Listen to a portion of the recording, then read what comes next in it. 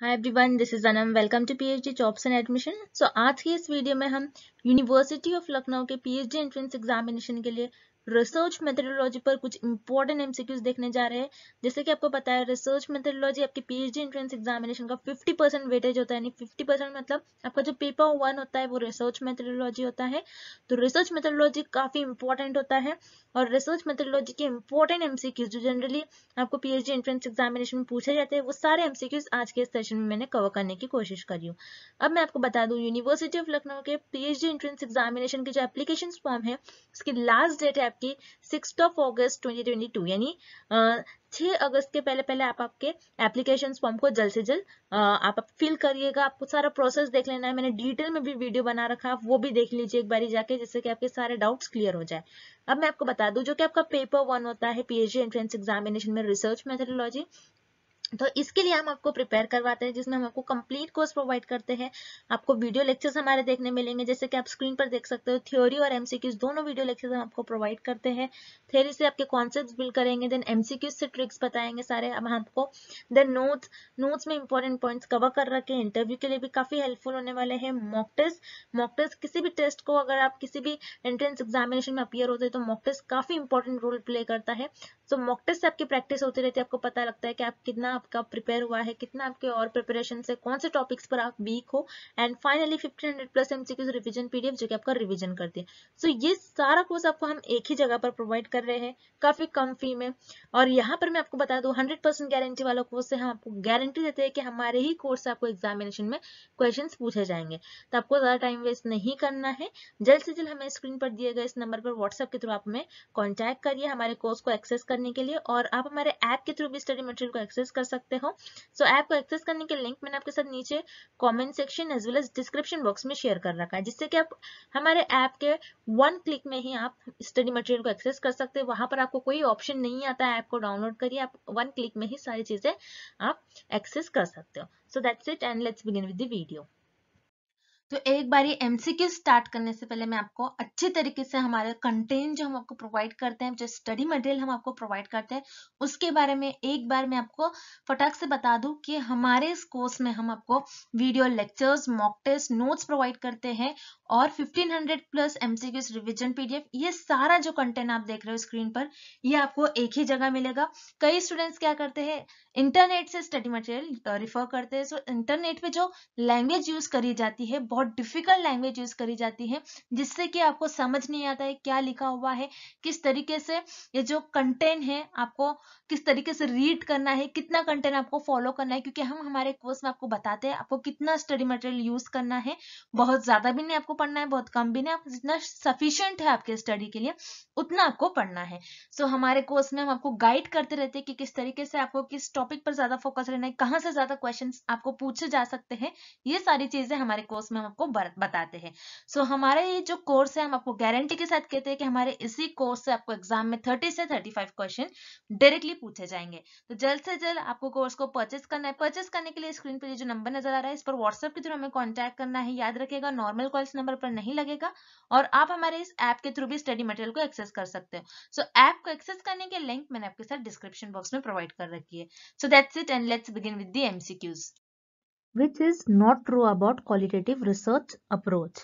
इस क्वेश्चन में हमें फाइंड आउट करना है कि कौन सा ऑप्शन करेक्ट नहीं है। Not true about qualitative research, qualitative research से रिलेटेड कौन सा ऑप्शन हमें गिवन नहीं है, ये हमें फाइंड आउट करना है इस क्वेश्चन में। तो याद रखिएगा, हम जब रिसर्च परफॉर्म करते हैं और रिसर्चर जब रिसर्च परफॉर्म करते हैं, तो वो दो तरीके से अपनी रिसर्च को परफॉर्म करते हैं, क्वालिटेटिव अप्रोच के थ्रू और एक क्वांटिटेटिव अप्रोच के थ्रू। तो यहाँ पर क्वालिटेटिव रिसर्च अप्रोच में रिसर्चर क्या करते हैं, थ्योरी को जनरेट करने की कोशिश करते हैं, थ्योरी जनरेट करते हैं यहाँ पर। और क्वांटिटेटिव में ऑलरेडी थ्योरी अवेलेबल होती है, बस हम क्या करते हैं, थ्योरी को प्रूव करने की कोशिश करते हैं। उसी तरीके से क्वालिटेटिव रिसर्च होती है आपकी, ये अनस्ट्रक्चर्ड रिसर्च होती है, ये अनस्ट्रक्चर्ड रिसर्च होती है आपकी। उसी तरीके से क्वांटिटेटिव रिसर्च जो होती है ये स्ट्रक्चर्ड होती है। ओके, और उसी तरीके से क्वालिटेटिव रिसर्च जो होती है ये किसी चीज के क्वालिटी को बताती है। और क्वांटिटेटिव रिसर्च जो होती है इसमें बेसिकली आप क्या करते हो, नंबर से डील करते हो।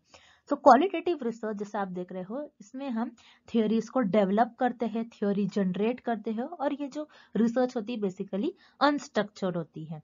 सो याद रखिएगा, क्वालिटेटिव रिसर्च क्या होती है आपकी, अनस्ट्रक्चर होती है, और क्वांटिटेटिव रिसर्च जो होती है आपकी स्ट्रक्चर होती है। क्वालिटेटिव रिसर्च में मेनली हम थ्योरी जनरेट करते हैं, मतलब डेटा कलेक्ट करते हैं, और क्वांटिटेटिव रिसर्च में हमारे पास ऑलरेडी थ्योरी अवेलेबल होती है और उसी थ्योरी को हम प्रूव करने की कोशिश करते हैं।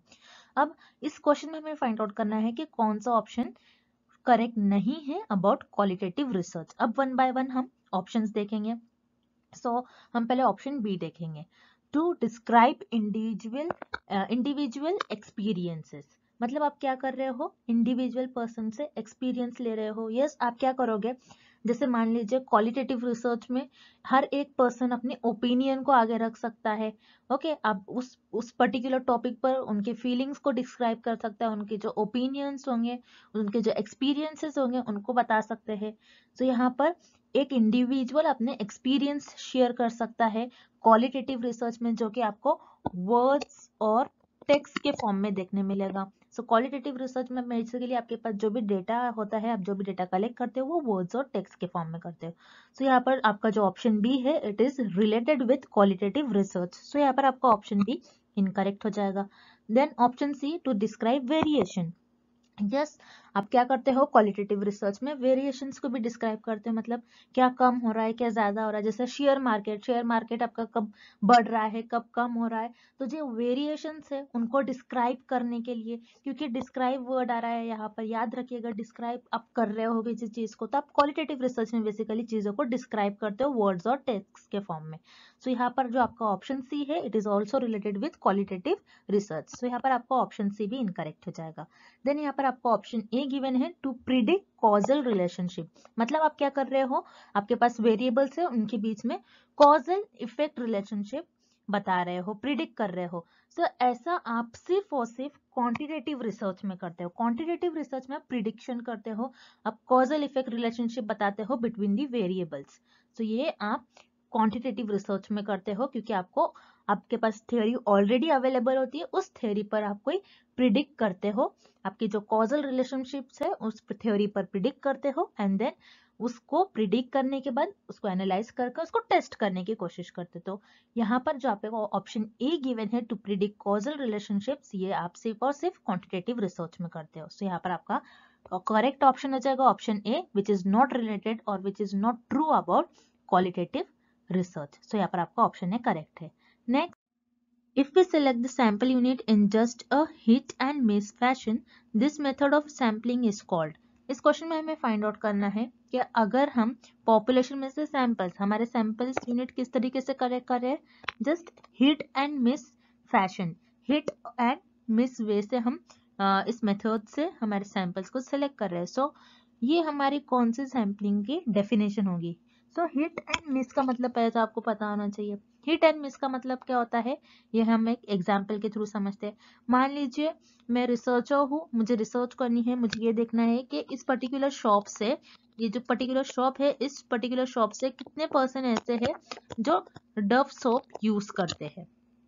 तो मैं क्या करूंगी, इस पर्सन से इंफॉर्मेशन लूंगी, इस पर्सन को मैं पूछूंगी कि आप कौन सा सोप यूज करते हो।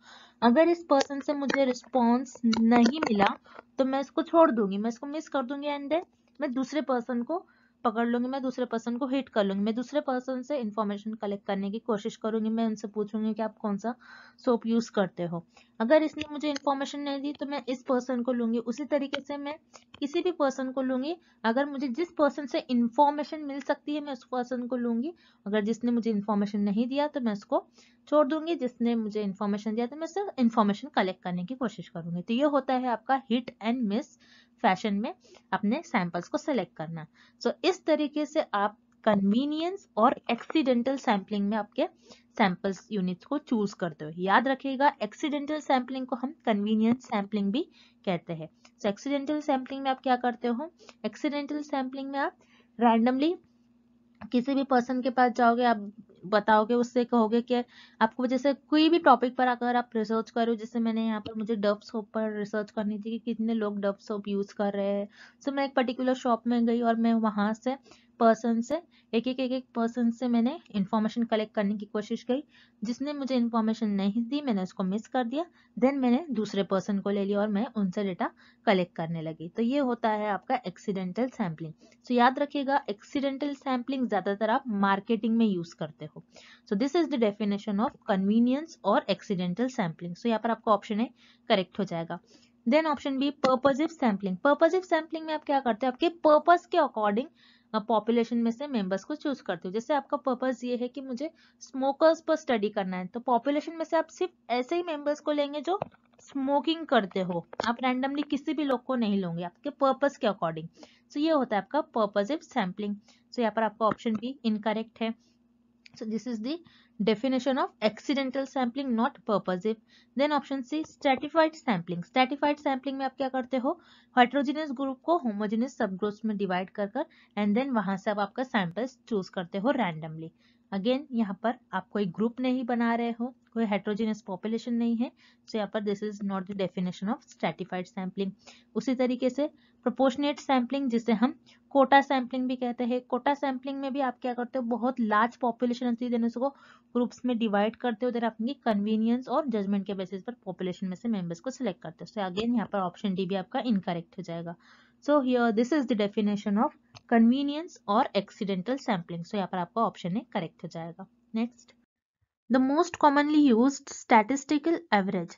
इस क्वेश्चन में हमें फाइंड आउट करना है कि हम स्टैटिस्टिकल एवरेज मोस्ट कॉमनली कौन सा यूज करते हैं, कौन सा स्टैटिस्टिकल एवरेज यूज करते हैं। तो वो यूज करते हैं हम अरिथमेटिक एवरेज। अरिथमेटिक एवरेज जिसे हम कहते हैं मीन बी, जैसे हम कहते हैं, जैसे मान लो कोई पॉपुलेशन है उस पर रिसर्चर स्टडी कर रहे हैं, तो यहाँ पर रिसर्चर देखेंगे ये जो पर्टिकुलर सिटी है उसमें कितने लोग लिटरेट है, कितने लोग पढ़े लिखे हैं, तो ये देखना है। तो रिसर्चर ने ये देखा कि यहाँ पर जो लोग हैं वो 90% लोग लिटरेट है, मीन्स 90% लोग एजुकेटेड है, पढ़े लिखे हैं। तो इससे ये अंदाजा लग जाएगा कि ये सिटी में ज्यादातर लोग जो है वो पढ़े लिखे हैं। तो मीन जो है बहुत ज्यादा कॉमनली यूज होने वाला स्टैटिस्टिकल टूल है। तो रिमेंबर, सबसे common measure of central tendency भी जो है वो मीन है। सो सेंट्रल टेंडेंसी बहुत इंपॉर्टेंट टॉपिक होता है रिसर्च में, मैंने उस पर भी लेक्चर लिया है, आप उसको जाकर देखिए। उस टॉपिक से एग्जाम में कंपलसरी एक या फिर दो क्वेश्चन आपको देखने मिलेगा।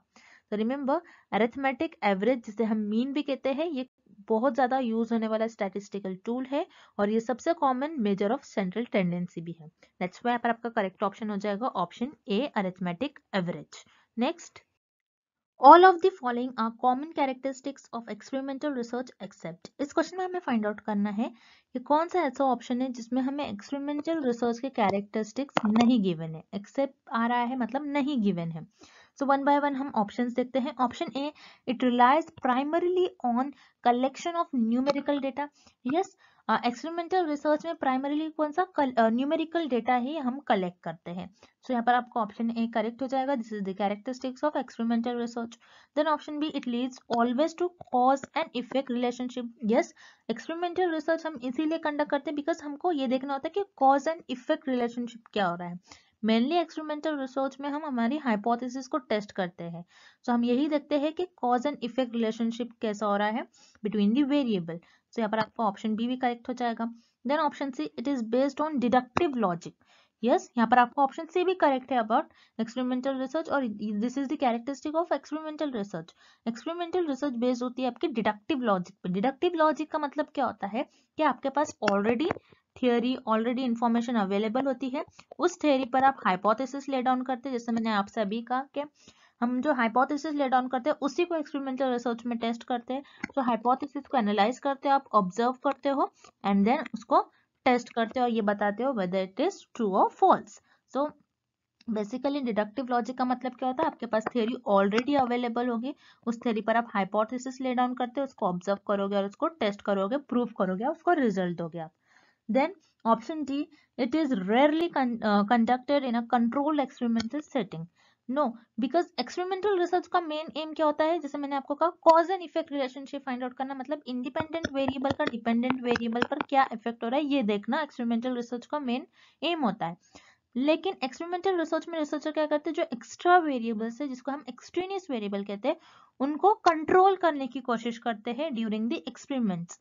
सो एक्सपेरिमेंटल रिसर्च में हमेशा रिसर्चर जो एक्स्ट्रा वेरिएबल है उनको कंट्रोल करने की कोशिश करते हैं ताकि वो डिपेंडेंट वेरिएबल को अफेक्ट ना करे।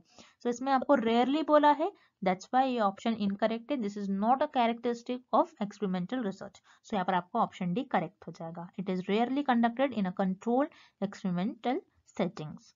Next, in a criminal trial, a type 1 error is made when।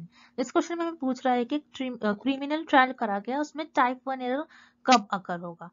अब हम क्योंकि नल हाइपोथेसिस को टेस्ट करते हैं, नल हाइपोथेसिस ट्रू है या फिर फॉल्स है हम ये देखते हैं।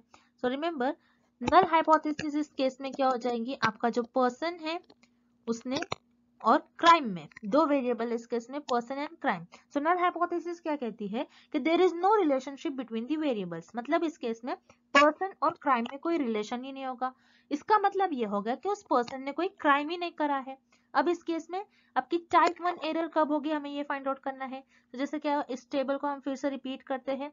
टाइप 1 एरर कब होता है, जब आपकी नल हाइपोथेसिस ट्रू होती है फिर भी आप उसको रिजेक्ट करते हो, तो आपका ये हो जाता है टाइप 1 एरर। सो इसमें क्या हो गया, ये पर्सन तो, इस पर्सन ने कोई क्राइम नहीं करा है, बिल्कुल पर्सन और क्राइम में कोई रिलेशन ही नहीं है, मतलब इस पर्सन ने कोई भी क्राइम नहीं करा है, ये एक इनोसेंट पर्सन है। आपने क्या करा, इनोसेंट पर्सन है, उसने कोई क्राइम नहीं करा था फिर भी आपने उसको जेल भेज दिया।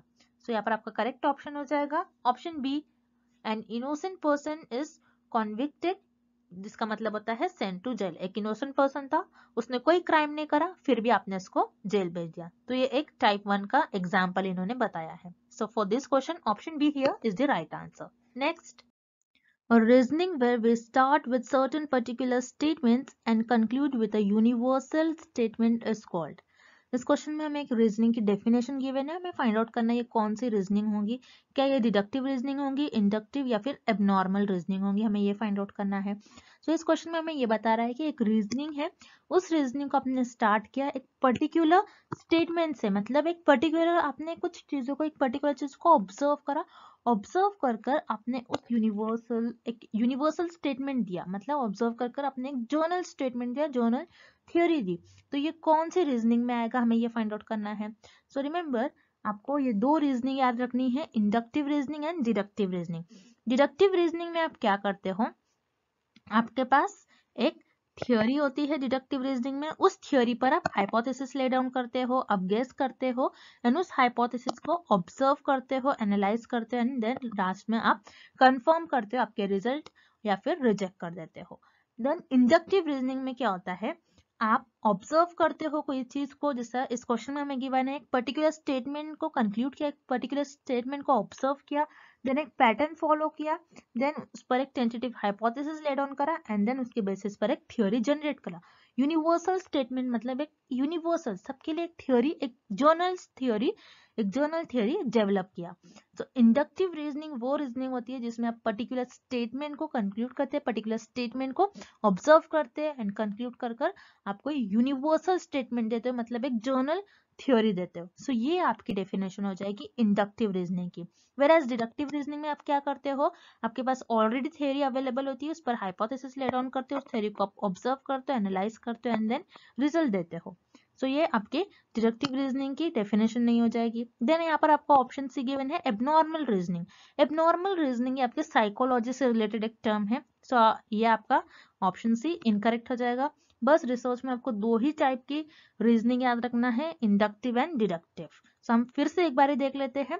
डिडक्टिव रीजनिंग वो होती है जिसमें आपके पास ऑलरेडी थ्योरी अवेलेबल होती है, उस थ्योरी पर आप हाइपोथेसिस ले डाउन करते हो, देन उस हाइपोथेसिस को आप ऑब्जर्व करते हो, एनालाइज करते हो एंड देन रिजल्ट कंफर्म कर देते हो।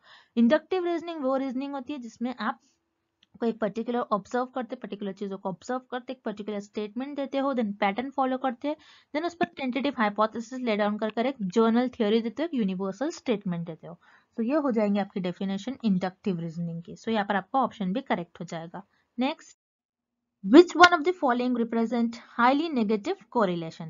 इस क्वेश्चन में हमें फाइंड आउट करना है कि कौन सा ऑप्शन ये रिप्रेजेंट करता है कि वेरिएबल्स के बीच में हाईली नेगेटिव कोरिलेशन है। अब नेगेटिव कोरिलेशन क्या होता है आपको ये पता होना चाहिए। रिमेंबर, मैंने आपको पिछले कई वीडियोस में बताया है कि कोरिलेशनल रिसर्च में एक कोएफिशिएंट होता है जिसे हम कहते हैं Karl Pearson's coefficient. Karl Pearson's coefficient ये आपके कोरिलेशनल रिसर्च में कोएफिशिएंट होता है जिसे हम कहते हैं Karl Pearson's coefficient. Karl Pearson's coefficient की वैल्यू -1 से +1 के बीच में लाई करती है। अगर आपके कार्ल पियर्सन्स कोएफिशिएंट की वैल्यू -1 है, मतलब कोरिलेशनल रिसर्च में आपके जो वेरिएबल्स होते हैं उनके बीच में हाईली नेगेटिव कोरिलेशन होगा। ओके, और वो परफेक्ट नेगेटिव कोरिलेटेड होंगे एक दूसरे से। ओके, परफेक्ट, क्योंकि -1 है इसलिए परफेक्ट नेगेटिव कोरिलेशन होगा बिटवीन दी वेरिएबल्स। अगर आपके कार्ल पियर्सन्स कोएफिशिएंट की वैल्यू +1 है, दैट मीन्स आपके जो कोरिलेशनल रिसर्च में वेरिएबल्स है वो परफेक्ट पॉजिटिव कोरिलेटेड होंगे। ओके, आपको याद रखना है, अगर आपका जो कार्ल पियर्सन्स कोएफिशिएंट की वैल्यू अगर 0 होती है, that means there is no relation, आपके वेरिएबल्स के बीच में कोई रिलेशन नहीं होगा। अब इस क्वेश्चन में हमें पूछ रहा है कि अगर कौन सी वैल्यू होगी जो कि आपके जो कार्ल पियर्सन्स कोएफिशिएंट की कौन सी वैल्यू होंगी जो हाईली नेगेटिव कोरिलेशन बताती है बिटवीन दी वेरिएबल्स। अब यहाँ पर आपको कुछ वैल्यू गिवन है, जैसे 0 तो होगा ही नहीं, अगर 0 होता तो कुछ ना कुछ रिलेशन, नेगेटिव रिलेशन पूछ रहा है हमें इस क्वेश्चन में, तो 0 तो होगा नहीं, 0 का मतलब होता है कि कोई रिलेशन नहीं है। सो यहाँ पर आपको ऑब्वियसली ऑप्शन डी इनकरेक्ट हो जाएगा। देन आपको -0.9, -0.1 एंड -0.5, तो -0.9 आपकी यहाँ पर होगी, देन -0.1 कुछ यहाँ पर लाई करेगी और 0.5 माइनस यहाँ पर लाई करेगी। सो -1 से कौन सा पॉइंट और कौन सा नंबर नजदीक है? -0.9। सो अगर आपके कोएफिशिएंट की वैल्यू, कार्ल पियर्सन्स कोएफिशिएंट की वैल्यू -0.9 होती है, तो ये हाईली नेगेटिव कोरिलेशन हो गए बिटवीन दी वेरिएबल्स। तो यहाँ पर आपका करेक्ट ऑप्शन हो जाएगा option A, -0.9। Next, the degree to which numerical data tend to spread out about an average value is called। इस क्वेश्चन में हमें फाइंड आउट करना है कि आपके पास जो भी न्यूमेरिकल डेटा होता है, आपके पास जो भी डेटा होता है, आप उसको स्प्रेड आउट करते हैं। मतलब मान लीजिए मेरे पास कुछ डेटा है और उस डेटे को, मेरे पास कुछ इंफॉर्मेशन है, न्यूमेरिकल डेटा है, मतलब मान लीजिए किसी पॉपुलेशन है, उस पॉपुलेशन की मैंने हाइट मेजर कर ली, पर्टिकुलर पॉपुलेशन है उसकी, उस पॉपुलेशन की और या फिर उस सैंपल की मैंने हाइट मेजर कर ली। हाइट मेजर करने के पास मेरे पास एक न्यूमेरिकल डेटा हो गया। देन मैं उस न्यूमेरिकल डेटा को ग्राफ में प्लॉट करूंगी, मतलब कुछ इस तरीके से मैं इसको स्प्रेड आउट करूंगी, तो कुछ इस तरीके से मुझे एक ग्राफ मिल जाएगा। तो ये बेसिकली स्प्रेड, कितना स्प्रेड है मुझे ये देखना है कि कितना ज्यादा स्प्रेड है, कितने लोगों की हाइट मैक्सिमम है, कितने लोगों की हाइट मिनिमम है, कितने लोगों की हाइट कम है। तो मैं कुछ इस तरीके से अपने डेटा को प्लॉट कर लूंगी। तो कितना स्प्रेड है मेरा डेटा, कितना ज्यादा स्प्रेड है, ये हमको कौन सा ऑप्शन बताता है। तो याद रखिएगा कि आपका जो डिस्ट्रीब्यूशन है, कितना स्प्रेड है, कितना डिस्ट्रीब्यूटेड है, कितना ज्यादा स्प्रेड है, वो आपको वेरिएंस बताता है। वेरिएंस ये आपका सेंट्रल मूवमेंट होता है, ये आपकी सेकेंड सेंट्रल मूवमेंट होता है, जो आपको बताता है कि आपका जो डिस्ट्रीब्यूशन है वो कितना स्प्रेड आउट है। तो यहाँ पर आपका ऑप्शन ही करेक्ट हो जाएगा। Then option B, constants. Constant क्या होता है? जो वैल्यू फिक्स्ड हो। लेकिन वेरिएंस क्या होता है? जो यहाँ पर क्या बता रहा है, जो स्प्रेड आउट हो, कितना कैसा स्प्रेड आउट हो वो बता रहा है। कांस्टेंट तो हर बार कांस्टेंट, रुकी हुई चीज को हम कहते हैं कांस्टेंट, तो ऑब्वियसली यहाँ पर आपका ऑप्शन बी इनकरेक्ट हो जाएगा। Then option C, skewness. Skewness क्या बताता है कि आपका जो डिस्ट्रीब्यूशन है वो सिमेट्रिकल है या फिर नहीं है। स्क्यूनेस ये नहीं बताता है कि आपका जो डेटा है वो किस तरीके से स्प्रेड आउट है। तो यहाँ पर आपका ऑप्शन सी भी इनकरेक्ट हो गया। देन ऑप्शन जी, कर्टोसिस। कर्टोसिस क्या बताता है? आपके डेटा की फ्लैटनेस, कहाँ पर आपका डेटा फ्लैट है, कहाँ पर आपका डेटा पीक पर जा रहा है, ये आपका कर्टोसिस बताता है। लेकिन कर्टोसिस ये नहीं बताता है कि आपका डेटा कितना स्प्रेड आउट है। सो यहाँ पर आपका ऑप्शन डी भी इनकरेक्ट हो जाएगा। सो आपका जो डेटा होता है वो कितना स्प्रेड आउट है, कितना कम स्प्रेड है, कितना ज्यादा स्प्रेड है, वो आपका बताता है वेरिएंस। सो यहाँ पर आपका करेक्ट ऑप्शन हो जाएगा variance, and this is the definition of variance.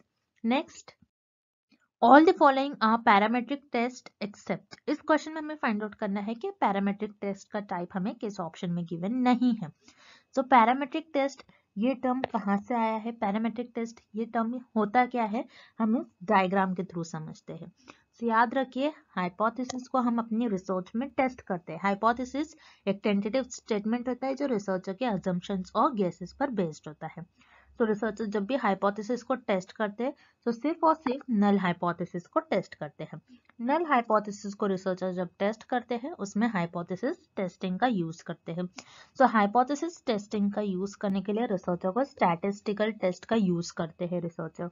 Statistical test क्या होते हैं? स्टैटिस्टिकल टेस्ट आपके दो टाइप के टेस्ट होते हैं, जिसमें होते हैं आपका parametric test and non parametric test. Parametric test, so parametric test क्या होते हैं? जिसमें आप आपकी जो पॉपुलेशन है, पॉपुलेशन का जो डिस्ट्रीब्यूशन है उसको नॉर्मल अज्यूम करते हैं। मतलब आपका जो पॉपुलेशन है इसका डिस्ट्रीब्यूशन कुछ इस तरीके से है, मतलब ये नॉर्मल डिस्ट्रीब्यूशन है। सो पॉपुलेशन का डिस्ट्रीब्यूशन आप पैरामीट्रिक टेस्ट में नॉर्मल अज्यूम करते हैं। उसी तरीके से नॉन पैरामीट्रिक टेस्ट में आपका जो पॉपुलेशन है उसका डिस्ट्रीब्यूशन आप नॉर्मल अज्यूम नहीं करते हो। सो यही डिफरेंस होता है आपका parametric test and non parametric test. So parametric test के अंदर आपका आता है G test, T test, F test and ANOVA test. So T test, ANOVA test ये दोनों आपके हो जाएंगे पैरामीट्रिक टेस्ट। तो T test and ANOVA test ये दोनों भी आपके पैरामीट्रिक टेस्ट हो जाएंगे। और नॉन पैरामीट्रिक टेस्ट में आपका क्या आता है? Chi square test, U test and H test. तो उसी तरीके से इस क्वेश्चन में हमें गिवन है मैन विटने यू टेस्ट। तो मैन विटने यू टेस्ट आपका नॉन पैरामीट्रिक टेस्ट में आता है। सो यहाँ पर आपका ऑप्शन सी करेक्ट हो जाएगा। मैन विटने यू टेस्ट आपका पैरामीट्रिक टेस्ट में के अंदर नहीं आता है, बल्कि ये आपका नॉन पैरामीट्रिक टेस्ट के अंदर आता है, जिसमें आप आपकी जो पॉपुलेशन है उसका डिस्ट्रीब्यूशन को नॉर्मल अज्यूम नहीं करते हो। सो ऑप्शन डी जो आपको गिवन है पियर्सन्स कोरिलेशन कोएफिशिएंट, ये ऑप्शन बस आपको कंफ्यूज करने के लिए गिवन है। सो पियर्सन्स कोरिलेशन कोएफिशिएंट क्या होता है? आपकी कोरिलेशनल रिसर्च में कोएफिशिएंट होता है जिसे हम कहते हैं कार्ल पियर्सन्स कोएफिशिएंट। सो कार्ल पियर्सन्स कोएफिशिएंट आपको बताता है आपके जो वेरिएबल से कैसे एक दूसरे से कोरिलेटेड है, क्या परफेक्ट पॉजिटिवली कोरिलेटेड है या फिर परफेक्ट नेगेटिवली कोरिलेटेड है। सो जो ऑप्शन डी आपको गिवन है, ऑप्शन डी का इस क्वेश्चन से कोई लेना देना नहीं है, बस आपको कंफ्यूज करने के लिए ये क्वेश्चन दिया गया है। सो आपका इस क्वेश्चन का करेक्ट ऑप्शन हो जाएगा option C Mann Whitney U test. Mann Whitney U test आपके नॉन पैरामीट्रिक टेस्ट के अंदर आता है और T test and ANOVA test ये आपके पैरामीट्रिक टेस्ट में आता है, जिसमें आप आपकी जो पॉपुलेशन है उसके डिस्ट्रीब्यूशन को नॉर्मल अज्यूम कर लेते हो। और मैन विटने यू टेस्ट ये आपके नॉन पैरामीट्रिक टेस्ट में आता है, जिसमें आप आपकी पॉपुलेशन का डिस्ट्रीब्यूशन को नॉर्मल अज्यूम नहीं करते हो। सो यहाँ पर आपका ऑप्शन सी करेक्ट हो जाएगा, Mann Whitney U test. Next, the ones that have a strong contingent effects on the relationship between the independent and dependent variables। इस क्वेश्चन में हमें फाइंड आउट करना है कि ऐसा कौन सा वेरिएबल होता है जो स्ट्रांगली इंडिपेंडेंट वेरिएबल और डिपेंडेंट वेरिएबल के जो बीच के रिलेशन है उसको अफेक्ट करता है। तो यहाँ पर आपको वन बाय वन ऑप्शन देखना है। तो पहले आपको ऐसा ऑप्शन एलिमिनेट करना है जो इस क्वेश्चन का करेक्ट आंसर नहीं होगा। जैसे इंडिपेंडेंट और डिपेंडेंट वेरिएबल के बीच का रिलेशन हमें फाइंड आउट करना है, जो ऐसा वेरिएबल जो इन दोनों वेरिएबल को रिलेशनशिप को अफेक्ट करता है। तो जाहिर सी बात है डिपेंडेंट वेरिएबल और इंडिपेंडेंट वेरिएबल ये तो आंसर होगा नहीं, दैट्स व्हाई पर आपको ऑप्शन ए और बी दोनों भी इनकरेक्ट हो जाएगा। देन ऑप्शन सी और डी में से आपको करेक्ट ऑप्शन चूज करना है। जैसे एक्सट्रेनियस वेरिएबल, एक्सट्रेनियस वेरिएबल वो वेरिएबल होता है जो सिर्फ और सिर्फ डिपेंडेंट वेरिएबल को अफेक्ट करता है, आपके इंडिपेंडेंट वेरिएबल को नहीं अफेक्ट करता है। सो यहाँ पर आपका ऑप्शन डी भी इनकरेक्ट हो जाएगा। अब रही बात आपके ऑप्शन सी की मॉडरेटिंग वेरिएबल। सो इस क्वेश्चन का करेक्ट ऑप्शन हो जाएगा option C moderating variable. Moderating variable ऐसा वेरिएबल होता है जो इंडिपेंडेंट वेरिएबल और डिपेंडेंट वेरिएबल के बीच के रिलेशनशिप को अफेक्ट करता है। अब मॉडरेटिंग वेरिएबल इंडिपेंडेंट वेरिएबल और डिपेंडेंट वेरिएबल के बीच का जो रिलेशनशिप है उसको कैसे अफेक्ट करता है, इस डायग्राम के थ्रू हम समझते हैं। अब जैसे यहाँ पर इंडिपेंडेंट वेरिएबल है आपका कि आपने एक्सरसाइज किया और एक्सरसाइज पर आपने कितने आवर्स स्पेंड किया है, एंड डिपेंडेंट वेरिएबल है कि आपका हार्ट रेट आप मेजर कर रहे हो। अब इस केस में आपको ये देखना है कि इंडिपेंडेंट एंड डिपेंडेंट वेरिएबल जो है इन दोनों वेरिएबल्स के जो बीच का रिलेशन है, रिलेशनशिप को कौन सा वेरिएबल अफेक्ट करता है, सो वो होता है आपका मॉडरेटिंग वेरिएबल। अब इस केस में मॉडरेटिंग वेरिएबल आपका जेंडर हो जाएगा। अब मान लो आपने सिर्फ मेल्स पर स्टडी करा, ये देखने के लिए कि जिन जिन मेल्स ने एक्सरसाइज पर, आप ये देखोगे कि उन्होंने एक्सरसाइज पर कितना आवर्स एक्सपेंड किया, कितने आवर्स उन्होंने एक्सरसाइज किया, 1 आवर 2 आवर 3 आवर्स, और उनका हार्ट रेट आप चेक करोगे। तो इस केस में आपने सिर्फ मेल्स का चेक करा है, तो फीमेल्स का वैसे ही हो सेम केस, ऐसा नहीं कह सकते बिकॉज जेंडर है, जेंडर एज हो सकता है, जेंडर हो सकता है। सो ये चार चीजें मॉडरेटिंग वेरिएबल में आता है जो आपके इंडिपेंडेंट और डिपेंडेंट वेरिएबल के जो बीच का रिलेशनशिप है उसको अफेक्ट करता है। सो इस केस में और इस स्टडी में आप ये देख रहे हो कि इंडिपेंडेंट वेरिएबल जो कि आपने एक्सरसाइज किया है, आपके एक्सरसाइज आवर्स, और डिपेंडेंट वेरिएबल जो कि आप हार्ट रेट मेजर कर रहे हो। सो इस केस में आपका जो मॉडरेटिंग वेरिएबल होगा, इन दोनों वेरिएबल्स के बीच का जो रिलेशन को अफेक्ट करेगा वो होगा आपका जेंडर। सो ऐसा वेरिएबल जो इंडिपेंडेंट और डिपेंडेंट वेरिएबल के बीच के रिलेशनशिप को अफेक्ट करता है वो होता है आपका मॉडरेटिंग वेरिएबल। दैट्स व्हाई आपका करेक्ट ऑप्शन हो जाएगा option C, moderating variable. Next, आज के लिए बस इतना ही and thank you for watching this video.